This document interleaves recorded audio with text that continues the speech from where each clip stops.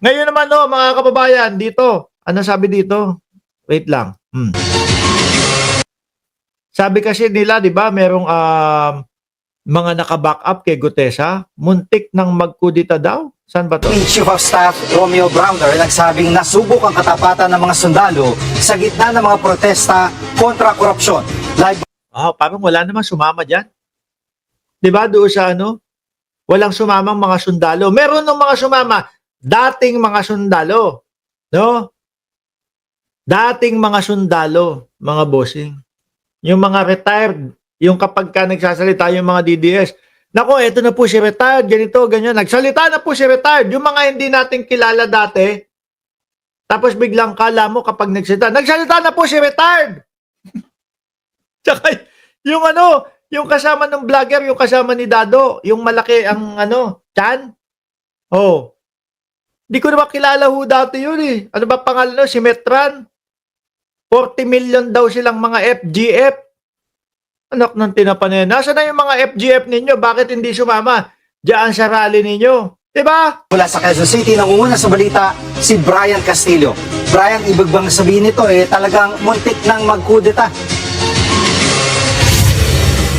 Jiggy, himay muna natin yung naging pakayag nitong si AFP Chief of Staff General Romeo Browner Jr. Ilang araw nga matapos yung nangyaring malawakang kilos protesta kontra korupsyon noong nakaraang linggo. Nakapaloob yan doon sa isinulat na column nitong si Browner sa Philippine Daily Inquirer na na-publish noong September 23, ilang araw matapos nangyari yung malawakang protesta. Sabi niya ay narinig niya yung panawagan ng publiko at nakita niya sa mga mata ng mga tao yung galit. Naramdaman daw niya yung galit sa puso ng bawat sundalo dahil Ayan ho ano yan, tawag dito, panawagan po sa korupsyon. Hindi po panawagang umuwi yung nakakulong doon sa dahig. Bagkus ang mangyayari ho yata sa susunod na buwan na Oktubre, mga kababayan, is madadagdagan pa sila doon sa dahig lahat naman daw talaga ay magagalit sa nabulgar o nabuking na issue ng malawakang korupsyon sa gobyerno. Dagdag pa ni Browner ay naharap sa pagsubok o sinubok ang kanilang hanay nung araw na nangyari yan noong September 21. Naharap daw sila sa parang crossroad kung saan ang AFP ay pinapili kung manatili ba sila sa naging tapat sa kanilang tungkulin o kaya naman ay pakikinggan na yung panawagan na sila ay makialam na.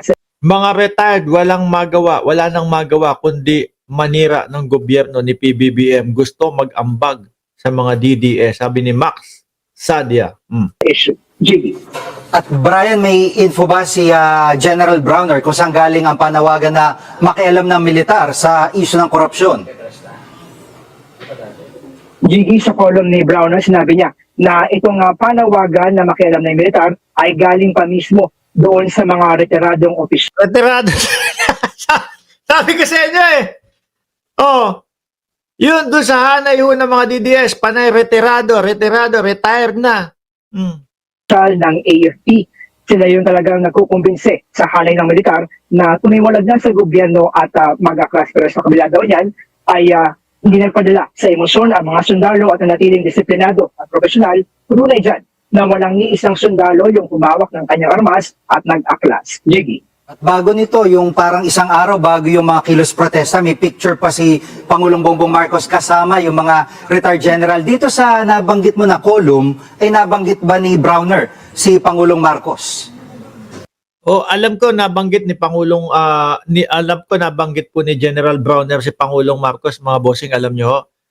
Siya yung sinasabing nagpasimula nitong laban kontra corruption mga bossing. Sabi ni Scrimble, hindi lahat mga retirees na sarhento ng militar at PNP tahimik lang at enjoying ng kanilang mga upo. Oo, yung mga lang, kagaya lang nila Metran yung sumasali dyan.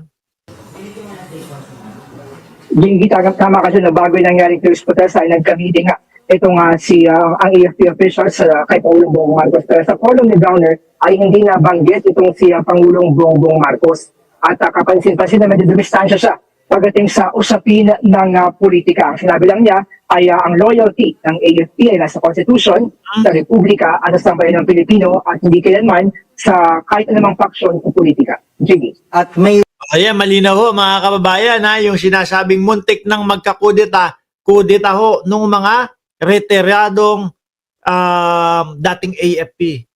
Yun lang sila. Alam naman natin na dati pa ho yun eh. Iba mga vlogger-vlogger na nga ho yung iba dyan, mga kababayan. Oh.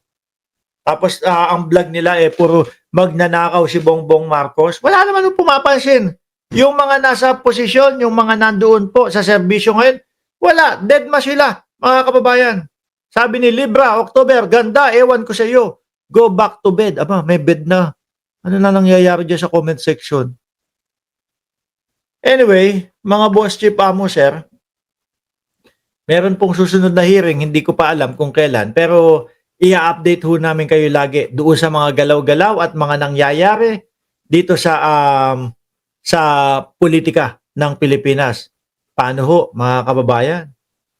1 oras at 24 na minuto na din tayo magkakasama. Magpapaalam na muna ako sa inyo, no? Kanina 3,300 yung nanonood. Huwag niyo pong kalimutan na mag-like, mag-subscribe, and mag-share dito po sa ating live stream. Muli po, maraming salamat and God bless po sa ating lahat.